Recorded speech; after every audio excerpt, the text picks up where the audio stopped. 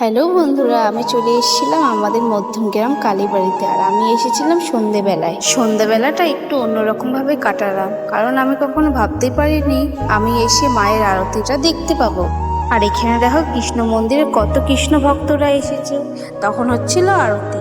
কখনো আমি ভাবতে পারিনি সন্ধেবেলাটাই আমার এমনভাবে কাটবে। তারপরে আমি চলে গেছিলাম মায়ের মন্দিরে। মায়ের মন্দিরে গিয়ে দেখি মায়ের আরতি, ভোগ আরতি দিচ্ছে সন্ধেবেলায়।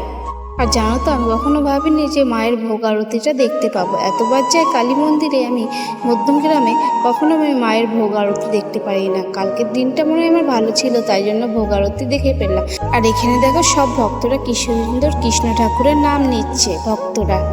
আর তোমাদের তো এই মন্দিরটা ঘুরে একটু দেখায়নি, চলো তোমাদের একটু মন্দিরটা ঘুরিয়ে দেখি আমাদের মধ্যমগ্রাম কালীবাড়িতে।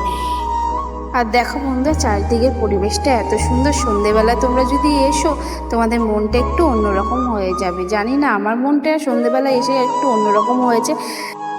আজকের দিনটা যে এইভাবে আমি কাটাবো কখনো ভাবতে পারিনি। আমি এতবার আসি, কখনো আমি ভোগ আরতি দেখতে পারি না। তা আজকের দিনটা আমার মনে শুভ ছিল, তাই জন্য আমি ভোগ আরতি দেখে ফেললাম।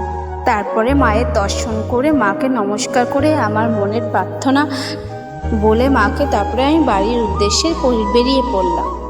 তোমরাও বন্ধুরা সন্ধেবেলায় এসো, মায়ের আরতি দেখো, এবং তোমাদেরও মনটা খুব, বিকেলের মনটা ভালো লাগবে।